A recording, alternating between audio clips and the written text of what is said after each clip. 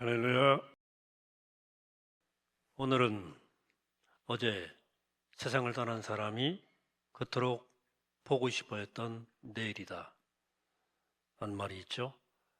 한 해 우리나라 한 해 평균 36만 명이 세상을 떠난다 그럽니다.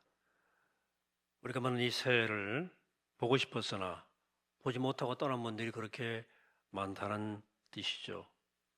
이걸 생각하면 새해를 맞게 된 것은 당연히 주어진 것은 아니다 생각합니다. 오늘 새해 첫 주일 말씀 전도서를 읽었습니다. 지혜서를 본 거죠.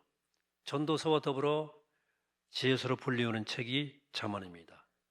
근데 이 두 책은 그 세계관과 인생관이 조금 대조적이에요. 잠언의 세계관은 비교적 낙관적이고 긍정적입니다.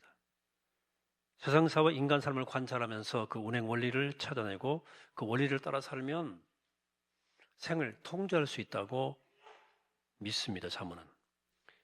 인간의 가장 큰 두려움은 내일을 알 수 없다는 것입니다.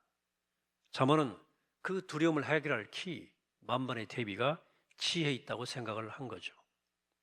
반면에 전도서는 그 세계관이 꽤 비관적이고 부정적입니다. 세상과 인간 삶을 관통하는 어떤 원리가 있다고 믿고 그걸 찾고 그대로 살아보았는데 통하지 않더라는 얘기입니다.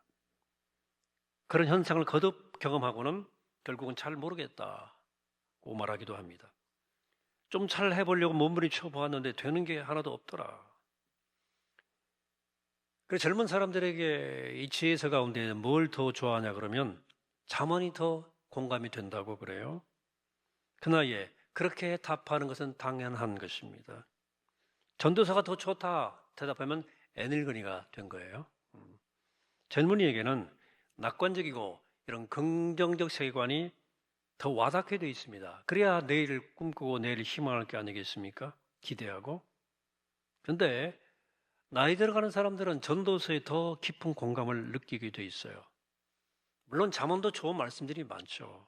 근데 잠언의 말씀, 잠언이 말하는 지혜의 말씀을 따라 살면 어느 정도 삶을 다스리고 통제할 수 있을 것 같지만 살다 보면 그게 안 통하는 상황이 꽤 있어요. 정답이 없는 일이 더 많습니다. 그래서 삶의 연륜이 더해갈수록 인생은 확실해지기보다도 모호해지는 지점이 생겨요. 근데 잠언과 전도서는 어느 하나를 취하고 어느 하나를 버릴 선택 대상이 아닙니다. 무슨 말이냐? 삶은 낙관적으로 생각할 만한 요소도 있고 비관적으로 볼 만한 요소도 있다는 얘기입니다. 그러니까 잠언의 세계관이 맞을 때도 있고 전도서의 세계관이 맞을 때도 있어요. 그러므로 우리는 둘 중 하나가 아니고 이 둘의 렌즈를 가지고 세상을 보고 살아가는 것이 좋겠다. 그래서 둘이 함께 지혜서가 있는 거예요. 근데 전도서 전체의 가장 중요한 단어는 헤벨, 헛되다는 단어입니다. 이게 전도서의 첫 구절과 마지막 구절이 이 헛되다의 선언으로 시작되고 끝맺습니다. 1장 2절입니다.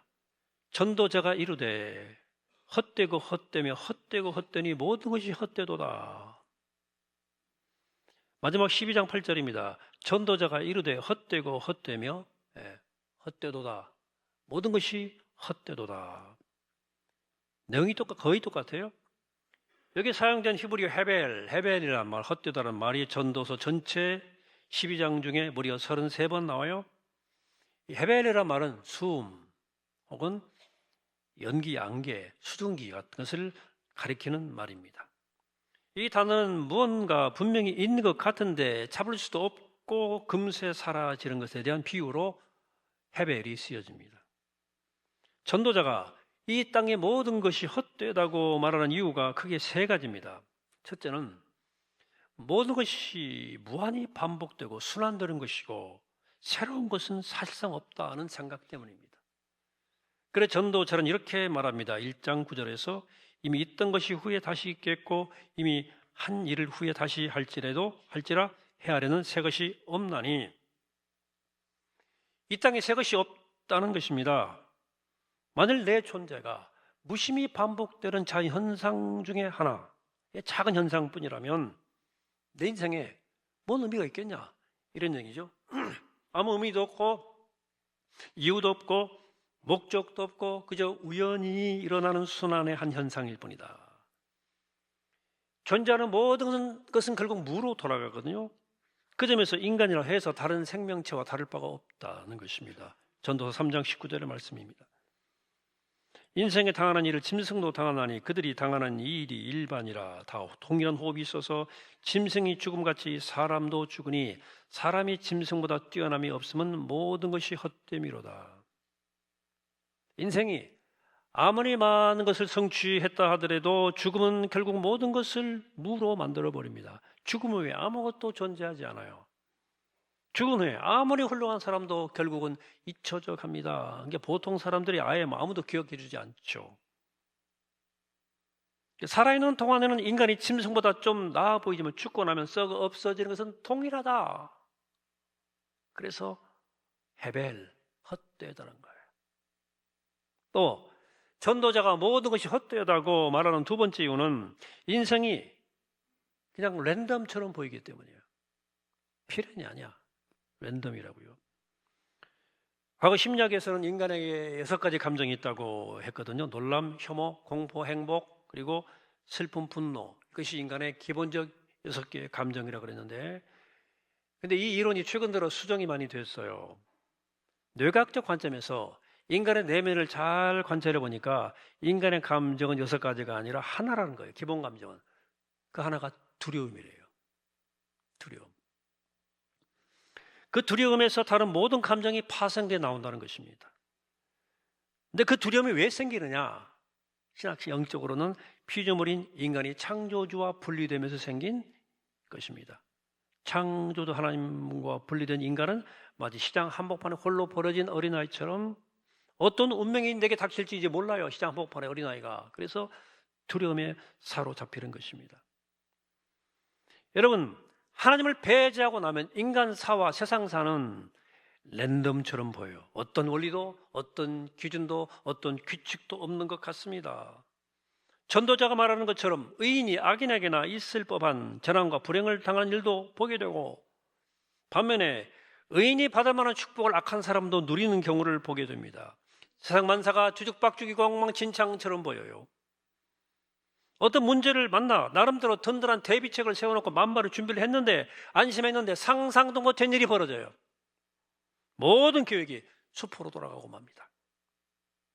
우리의 인간의 경험입니다. 두려움이 점점 커지는 거예요. 대비할수록. 인간과 짐승, 동물 사이의 가장 큰 차이점은 미래를 생각할 능력이 있다는 점에 있어요. 다른 동물은 오늘만 살아요. 물론 개미, 다람쥐가 겨우살이를 준비하는 것은 미래를 생각해서가 아니고 그냥 그들에게 창조될 때 그들에게 본능이 심겨진 메커니즘에 따라서 그렇게 움직이는 거예요. 그냥 저절로 그렇게 하는 겁니다. 내일이 있다는 사실을 알고 내일에 무슨 일이 일어날까를 상상하면서 준비하는 능력은 오직 인간에게만 있어요. 그런데 미래를 알고 미래를 상상하고 준비할 수 있는 능력은 인간에게 주어진 능력이 맞는데, 이게 또 인간에게 큰 두려움의 원인이 돼요. 왜? 미래를 상상할 수 있는데 미래에 일어날 일을 미리 알 수도 없고 그걸 통제할 수가 없는 거예요. 아무도 몰라요. 어떤 일이 생길지. 이 문제에 대해서 전도자가 아주 흥미있는 의미심장한 말을 합니다. 3장 11절 표준 세번역입니다. 하나님은 모든 것이 제때 알맞게 일어나도록 만드셨다. 더욱이 하나님은 사람들에게 과거와 미래를 생각하는 감각을 주셨다. 그러나 사람은 하나님이 하신 일을 처음부터 끝까지 다 깨닫지를 못하게 하셨다. 이 전도서에 나온 말씀이에요. 인간이 과거를 기억할 수 있는 것은 참으로 귀한 하나님의 선물이에요. 그렇기 때문에 우리가 때로 과거를 추억하기도 하고 또 과거의 실수를 거울 삼아 살기도 합니다. 우리가 누군가를 사랑하고 또 사랑받는 이유는 과거와 함께했던 시간이 있었기 때문에, 그 시간의 기억 때문이에요. 그리고 기억을 잊어버리는 건 참 두려운 질병이에요. 미래를 생각하는 감각 또한 귀한 선물입니다. 이 감각 때문에 우리 미래를 계획하고 구상하고 노력해요. 개인도 그렇고 집단도 그렇습니다. 우리가 요즘 지구온난화에 대해서 염려하면서 전 지구적으로 대비하려고 하는 노력하는 이유는 인간이 미래를 내다볼 수 있는 능력 때문입니다. 하지만 미래 실제 일어나는 일은 너무나 자주 우리 예상을 빗나가 버리고 우리의 예상을 훨씬 뛰어넘어 버려요. 전도자가 지혜의 생을 걸었던 이유는 그 지혜를 알면 미래를 통제할 수 있을 거라고 생각한 거예요. 미래가 통제 가능하다 생각했기 때문에 지혜를 구한 거예요. 하지만 그 지혜조차도 헛되다는 것을 이 전도자가 깨달아요. 세상에서 인간의 삶이 불규칙적이라는 거예요. 랜덤처럼 일어나는 것 같아. 이걸 부정할 수가 없어요. 제가 1월 1일 날 정초에 한 얘기도 그 얘기예요. 그 전도자는 9장 11절에서 이렇게 또 말합니다. 지혜가 있다고 해서 먹을 것이 생기는 것도 아니고 총명하다고 해서 재물을 모으는 것도 아니며 배웠다고 해서 늘 잘 되는 것도 아니더라. 불행한 때와 재난은 누구에게나 닥친다. 사람은 그런 때가 언제 자기에게 닥칠지 알지 못한다. 물고기가 잔인한 그물에 걸리고 새가 덫에 걸리는 것처럼 사람들도 갑자기 악한 때를 피하지 못한다. 여기 여러분, 물고기가 잔인한 그물에 걸리고 새가 덫에 걸린다, 이런 말 좀 와닿지 않습니까? 우리 인생도 갑자기 물고기가 그물에 걸리는 것처럼 생각지 않은 큰 고통스러운 일을 만나 고통스러울 때가 있어요. 이런 일은 누구 한 사람, 특정한 사람에게만 일어나는 것이 아니라 우리 모두에게 언제든지 일어날 수 있다는 것, 이것이 인생의 또 다른 리얼리티예요. 실제라고 말이에요. 전도자가 모든 것이 헛되다고 말하는 세 번째 이유는 이 헛되고 덧없이 보이는 인생을 의미 있게 만들기 위해 노력해 봤는데 그것도 헛되더라. 인간은 본래 주어진 의미가 없다면 그 의미를 채워내야 될 거 아니에요. 의미를 채워내야 할 거 아닙니까? 전도자도 그렇게 생각하고 그 헛된 인생을 무언가로 의미로 채우려고 해봤는데 그것도 안 되더라. 우리나라에서 550만 부 팔린 유발 하라리의 사피엔스, 그 사람들이 이렇게 다 읽었나 모르겠어. 사피엔스, 유발 하라리나 또 과학자들이 하는 말이 이 말이에요. 순수 과학적으로만 보면 우주에도 역사에도 인생에도 의미는 없다는 거예요. 아무 의미 없이, 아무 이유 없이, 아무 목적도 없이 우주는 생겨났고 한없이 팽창하고 있고 그 안에 우연히 생명체가 생겨났고 인간 존재가 생겨났다는 거예요. 모든 생명체는 원자 운동이라는 점에서 무생물과 근본적으로 다르지 않다. 이렇게 생각하면 뭐 인생 뭐 그렇네, 뭐 허무주의, 염세주의로 나갈 수도 있죠. 근데 이걸 하라리가 뭐라고 말하냐면 그건 인류의 파멸을 앞당길 수 있기 때문에 안 된다 그러면서 할 수 있는 대로 좋은 방법을 찾고 그 목표를 이루기 위해서 서로 인간이 연대하고 협력해야 된다는 말을 해요. 그러니까 비록 인생이 본래 주어진 의미는 없지만 인류는 주어진 생을 살기 위해서는 의미를 부여하고 그 의미를 이루기 위해서 노력해야 된다, 그런 말을 해요. 아주 흥미로운 말이에요. 근데 전도자도 그런 말을 해요, 비슷하게. 근데 그런 인생에 대해 이렇게 말합니다. 6장 12절에서 그림자처럼 지나가는 짧고 덧없는 삶을 살아가는 사람에게 무엇이 좋은지를 누가 알겠는가? 알았으면 좋겠다는 거죠. 사람이 죽은 다음에 세상에서 일어날 일들을 누가 그에게 말해 줄 수 있겠는가? 전도자는 이게 염세주의와 쾌락주의로 기우는 대신에 무의미한 인생의 의미를 좀 심어줄 만한 일을 또 찾았어요. 그리고 무언가를 좀 가져보기도 하고 무언가 큰 것을 이루면 또 보람과 의미를 찾겠다고 생각을 했습니다. 그래서 돈을 벌어보기도 하고 거대한 토목공사도 해보기도 하고 농업과 목축업을 사업으로 확장해보기도 하고 이 고할렛 솔로몬도 알려져 있지 않습니까? 그래서 수없는 처첩을 두기도 하고 성적 쾌락에 빠져보기도 했고 자기가 각지의 금은 보화를 모아보기도 했습니다.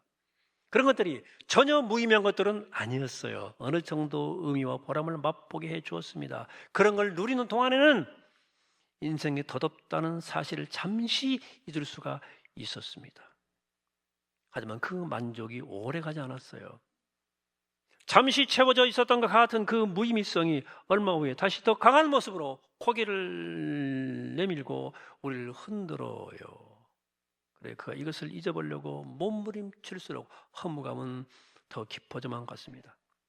자, 그렇다면 이 헛되고 덧없는 인생을 어쩌면 좋겠습니까? 비관주의자, 염세주의자들이 말하는 것처럼 이 세상에서 삶을 조금이라도 일찍 끝내는 것이 해법일까요? 천도다도 한때 그렇게 생각했던 것 같아요. 그래서 4장에서 이렇게 말합니다. 2절 3절에서 그래서 나는 아직 살아 숨쉬는 사람보다는 이미 숨이 넘어가 죽은 사람이 더 복되다고 말하였다. 그리고 이 둘보다는 아직 태어나지 않아서 세상에서 저질러지는 온갖 못된 일을 못 본 사람이 더 낫다고 하였다. 전도서는 대단한 책이 아니겠습니까? 혹시 여러분 중에도 야, 죽는 게 차라리 사는 것만 낫겠다 라는 생각이 들었던 분 혹시 계시나요? 이상하게 생각하지 마세요. 인간은 한계적 존재이기 때문에 정말 힘든 일을 만나면 누구나 그렇게 생각할 수 있습니다. 죽어버려야 되겠다. 그러나 그런 생각에 빠진다고 해서 위험에 빠진 건 아니에요. 그런 생각을 대수롭지 않게 여기고 누구든지 나 같은 상황에 빠지면 그런 생각할 수 있다고 생각하셔야 됩니다. 그래야 그 생각에서 오히려 벗어날 수 있어요. 누구나 그럴 수 있어요. 전도다도 한때 그런 생각을 했던 것 같아요. 하지만 지금은 그 생각을 벗어나 있습니다. 그렇다면 이 전도자가 이 수많은 이야기를 통해서 내린 결론이 뭡니까? 크게 두 가지인데요. 첫째는 창조자를 기억하라는 거예요. 전도서 마지막 부분에 가서 너는 너의 창조주를 기억하라는 말이 3번 반복돼요. 너는 너의 창조주를 기억하라는 말은 뒤집으면 너는 너의 하나님, 너 인생의 하나님 되기를 그쳐라. 멈춰라는 뜻입니다. 스스로 하나님 노릇하려고 하는 욕심 버리고 피조물로서 자신의 하는 일을 인정하고 하나님 앞에 겸손해져라. 제발 좀. 전도자가 모든 것이 헛되다고 말한 이유는 사실 하나님처럼 내 마음대로 모든 걸 통제하고 싶은데 그게 안 되기 때문이었습니다. 인간이 지혜를 얻고자 하는 이유, 문명을 발전시키는 이유는 미래를 내가 원하는 방향으로 통제하고 싶기 때문에, 만들고 싶기 때문이에요. 지가 창조주가 되려고. 자신의 지혜와 능력으로 인생사와 세상사를 통제하고 싶었던 겁니다. 하지만 근본적으로 인간은 그럴 수 있는 존재가 아닙니다. 인간은 피조물이거든요. 미래를 내다보는 감각은 센서는 있지만 그 미래를 통제할 능력이 없어요. 점치지 말라고. 택도 없는 얘기예요. 우리 피조물로서 우리 한계를 인정해야 됩니다. 우리 작은 머리로 이 세상사와 인간사를 모두 이해하고 설명해보겠다는 교만을 버려야 돼요. 우리가 미래를 계획하고 준비해야 되지만 하나님이 허락하지 않으면 모든 건 헛살한 사실을 인정하셔야 됩니다. 우리가 할 수 있는 것은 내가 경험한 세상사와 인간 삶의 지극히 작은 부분일 뿐입니다. 그래서 사람이 성숙한 사람은 그 말을 들고 말아요. 세상 알아갈수록 단언하지 않습니다. 단정도 표현이 안 나와요. 우리가 그러면 나라에 나이 들면서 꼭 알아야 할 중요한 사실 하나 있어요. 뭔지 아세요? 나는 모른다는 사실입니다. 이거 알면 나이 들어가는 거예요. 나 참 모르겠다. 뭘 알아요? 모르는 게 맞지. 육체 한계는 더 말할 것도 없죠. 우리 육체는 정말로 깨어지기 쉬운 질그릇이에요. 우리는 언제든지 질병에 걸릴 수도 있고 우리 몸에 뭐가 자라는지 저는 잘 몰라요. 검진 받아도 안 나온 게 많아요. 작은 사고에도 우린 장애를 입을 수 있습니다. 이게 우리 인간의 육신이에요. 이건 생명을 부여받은 인간으로서 치러야 할 한계적 존재의 인간의 대가입니다. 나이 많아질수록 치러야 할 대가는 점점 커지죠. 안 아픈 데가 없지. 이 대가를 치르지 않고 나이 먹어간다. 불가능합니다. 헛된 욕심이에요. 다 아파요, 나이 들면. 프랑스 출신의 과학자이면서 예수의 사이였던 테아르드 샤르댕의 논문에 다음과 같은 기도문을 남겼습니다.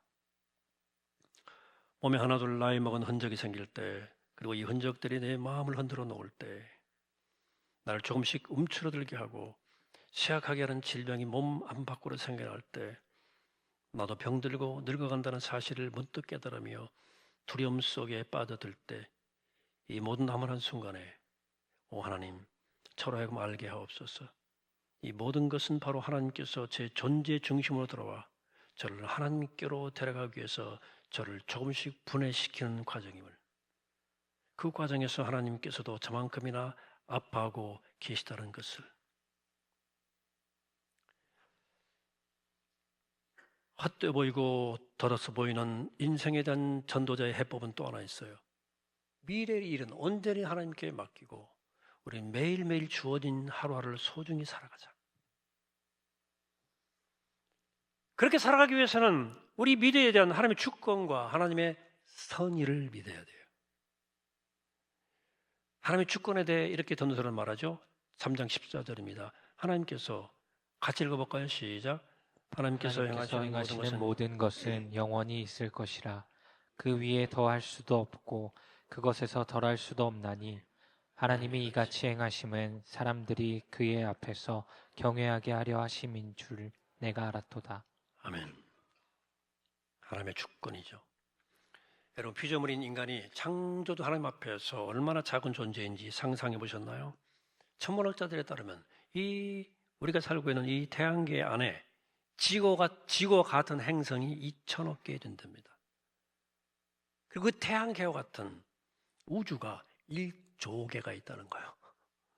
현재 인간이 파악한 것만으로 그렇습니다. 더 정밀히 관측 가능하다면 더 많은 게 드러날 수 있어요. 도대체 이 우주가 얼마나 큰 거예요? 얼마나 우주가 광활합니까? 2천억 개 행성이 1조 개가 있다니까. 상상이 안 되죠. 상상이 안 돼요. 이 모든 우주를 창조하신 분이 하나님인데 그 하나님 앞에 우리 인간은 얼마나 작은 존재냐. 하나님의 주권 앞에 무릎 꿇고 하나님이 하시는 일이면 아멘할 수밖에 없는 존재들입니다. 근데 하나님의 그 주권만 인정할 것이 아니라 하나님의 선의도 우리는 믿어야 돼요. 우리 하나님은 잡신처럼 기분 나기라도 행동하신 분이 아닙니다. 우리 하나님은 사랑과 정의와 자비의 하나님이셔요. 그분은 온 우주보다 크시지만 먼저보다 작은 우리를 아시고 살피시고 관심하시고 돌보시고 사랑하신다는 거예요. 이게 믿어집니까? 그렇게 큰 하나님이 우리처럼 헤벨, 바람처럼 숨처럼 왔다 살 존재를 알고 계시고 사랑하시고 돌보신다는 게 믿어지냐고요? 믿어진다는 게 신기한 거예요. 안 믿어지는 게 당연한 거예요, 사실은요. 그러나 우리 십자가를 통해서 그 사실을 믿게 되었어요.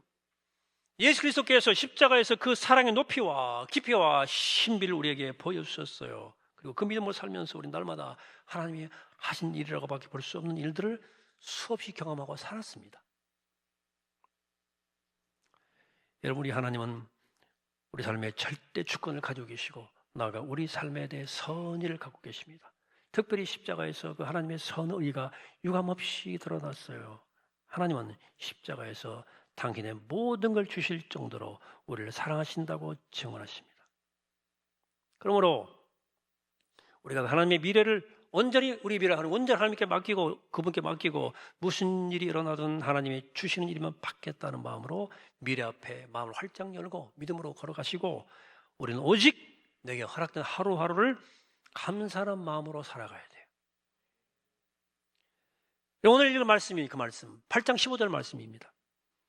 표준 세 번째로 볼게요. 나는 생을 즐기라고 권하고 싶다.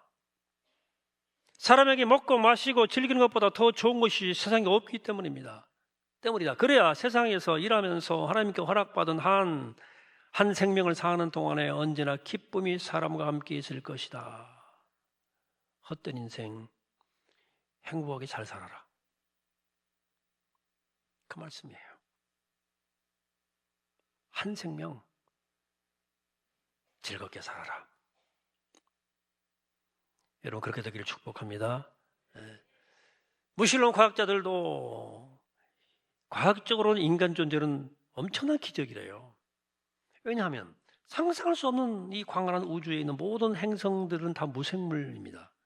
지금까지 관측된 바로는 생명이 살 수 있는 행성은 없어요. 지구밖에. 물론 앞으로 더 발견될 수 있을지 모르겠습니다만 지금 우리에게 알려진 그 수많은 행성들 가운데 생명이 살 수 있는 조건이 지구에만 있다고 하는 건 놀라운 기적인데, 그 중에 인간 존재는 정말 과학적으로 설명할 수 없는 신비래요. 그들이 어떻게 이렇게 인간 같은 놀라운 생명체가 만들어졌는지 과학으로 설명할 수 없다는 거예요. 놀랍죠? 무신론적 과학자들도 인간의 생명은 기적이라고 말하는 거예요. 그러니까 신앙적으로 보더라도 과학적으로 보더라도 지구는 참으로 특별하고 인간 생명은 설명할 수 없는 기적이다. 그러므로 우리는 우리의 삶은 기적 같은 세상에서, 기적 같은 행성에서 기적 같은 생명을 부여받은 기적 그 자체입니다. 우리의 매일은 기적을 살아가는 거예요. 그러므로 매일 주어지는 이 기적 같은 은혜를 감사하며 매일매일 성실하게 살고 사소해 보이는 일상 속에서도 작지만 큰 기쁨을 찾아 누리는 것, 이것이 하루하루를 복되게 사는 방법이라고 전도서는 우리에게 말해주고 있는 것입니다. 그렇게 하루하루를 살아 영혼에 이르는 것, 하늘의 영혼에 잇대어 하루하루를 살아가는 것이 우리 믿는 사람들이 삶의 과정이어야 된다는 말입니다. 사랑하는 여러분, 오늘 새해 첫 주일입니다. 이 새해 제발 내가 내 인생 주인 노릇 하지 말고 하나님 노릇 하기를 멈추고 하나님의 절대 주권과 절대 선을 믿고 새해를 살아가시기를 축복합니다.